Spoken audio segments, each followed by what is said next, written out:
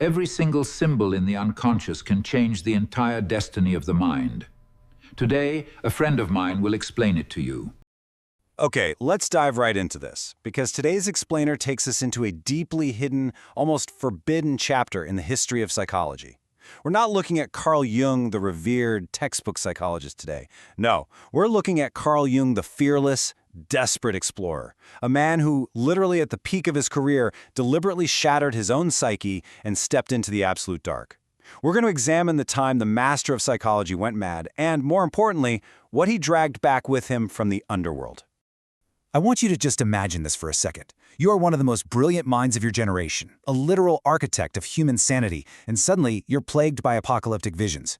Jung started seeing a monstrous flood covering Europe, yellow waves choked with the floating rubble of civilization, drowned bodies by the thousands. And then, the entire sea turned to blood. He was absolutely terrified, nauseated. I decided that I was menaced by a psychosis, he wrote. An inner voice told him to look at it well, that it was wholly real. So ask yourself, what happens when a master of the mind loses his own? Does he run, or does he look closer? Let's move to part 1 and see how this builds. Standing on the edge, the precipice of collapse. The year is 1913. Outside Jung's study in Zurich, there's this eerie silence as Europe unknowingly marches toward war. But inside his mind, the silence is deafening. In October, a bloody flood consumes his thoughts. Then, stretching through the spring of 1914, he suffers this thrice-repeated dream where a frightful Arctic cold descends from the cosmos, literally freezing the land to ice and killing all living things. By June, he dreams of a frozen tree of life. He honestly thinks he's spiraling into severe schizophrenia. But then, August 1st, 1914 arrives. World War I breaks out, and he realizes those rivers of blood weren't just inside his head. They were a prophetic nightmare mirroring the impending global slaughter. With the outbreak of the war, Jung realized something incredibly profound. His visions weren't merely some passive mental illness. They were a direct connection to the collective human experience. So, he made a terrifying choice. Instead of suppressing the madness with medication or willful ignorance, he chose a deliberate descent into the underworld of his own fractured psyche. He actually called it his creative illness. This brings us to part 2, the ultimate schism, severing the lifeline. And this perfectly illustrates what actually broke the dam to cause this crisis in the first place. It was his bitter, isolating break from his mentor and father figure, Sigmund Freud. You see, traditional, rigid science just couldn't answer Jung's deepest questions anymore. Freud saw the unconscious as this dark basement to lock away repressed sexual and aggressive drives, a very mechanistic biological view. But Jung, he saw the unconscious as a vast, creative, spiritual force. Where Freud clung to literal interpretations, Jung demanded a mythological, meaning-centered view. Ultimately, they collided, and their relationship completely shattered. The cost of Jung's conviction was absolute, suffocating isolation. He lost his mentor and his entire professional safety net. Freud and his inner circle completely ostracized him, labeling Jung Meshuggah, which basically means crazy. His books were suddenly declared rubbish. He was dismissed as a mystic. So, stripped of his community and his career safeguards, Jung was forced to stand entirely alone and stare directly into the dark. Let's move into part 3, Voices in the Dark, Navigating the Abyss. So what do you do when the world calls you crazy and your own mind is flooding with ghosts? Well, you have to converse with them without being swallowed whole. The crucial point here is how Jung actually survived it, using a method he later called active imagination. Think of it as a highly disciplined state of waking dream. Instead of passively watching his fantasies or trying to fight them off, his ego stayed fully present.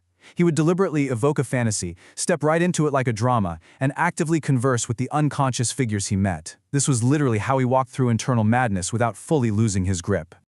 Through this active imagination, he encountered some incredibly vivid autonomous entities. There was Philemon, a wise old man with the wings of a kingfisher who essentially became his inner guru. There was Salome, a beautiful, blind young woman representing his anima, his soul, teaching him to serve the feminine principle. And then there was the Red One, this devilish figure of pure instinct representing the shadow, who forced Jung to accept the uncomfortable truth that holiness without the devil is completely sterile. It was actually Philemon who delivered one of the most terrifying yet liberating truths of Jung's descent. He told him, "Thoughts are not things you make, they are things that happen to you." This proved to Jung the reality of the objective psyche. It meant these ancient entities possessed a wisdom entirely distinct from his own consciousness. They weren't just fractured parts of his ego, they were independent, autonomous forces living right inside his mind. Moving to Part 4, The Secret Vault, Forging the Cursed Grimoire. Now, what's really fascinating here is the physical reality of how he recorded all this. Jung knew what he was experiencing was incredibly dangerous to his sanity and his reputation. So he didn't just jot this down in a clinical journal. He treated his work like a highly dangerous, esoteric artifact. He created Liber Novus, famously known as the Red Book. It's this massive, heavy, red leather folio. For 16 years, he labored over it, transcribing his visions in flawless medieval calligraphy, illuminated with these grotesque, vivid paintings of gods and monsters. Written in a blend of German, Latin, and Greek, it honestly looks like a religious text from 1,000 years ago. But this masterpiece was a deeply, deeply kept secret. Translators and colleagues who even caught a glimpse of it were utterly horrified. RFC Hall famously called it the work of a lunatic, saying it was proof that Jung's entire system was based on psychotic fantasies. Terrified that the world would see the horrific price he paid for his wisdom, his family actually hid this blasphemous manuscript in a Swiss bank vault for decades. It wasn't even published until 2009.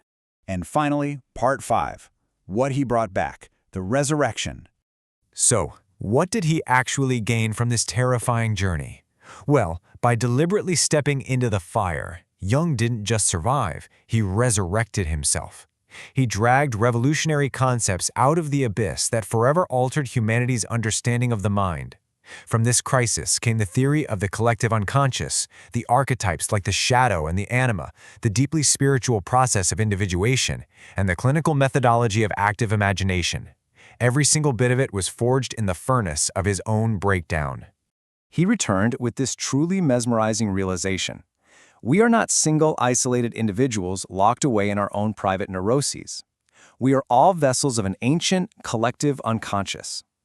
Jung's shattered psyche basically proved that we are connected to a primordial, shared mythological inheritance. The blood, the floods, the gods, they belong to all of us. Staring into that abyss allowed Jung to realize that the 19th century ideal of the heroic ego, the idea that sheer conscious willpower can conquer absolutely anything, had to die. It's a dangerous illusion. The conscious will must surrender, the ego has to be humbled, so that a greater, much more holistic center, the self, can truly be born. Carl Jung walked into the deepest, darkest corners of his own mind, and he found that the gods and demons of antiquity were not dead. They had just moved inward. He left us with a pretty stark warning and a profound challenge to think about. If the greatest monster lives unrecognized inside the human mind, what ancient entities are lurking right now in the depths of your own shadow?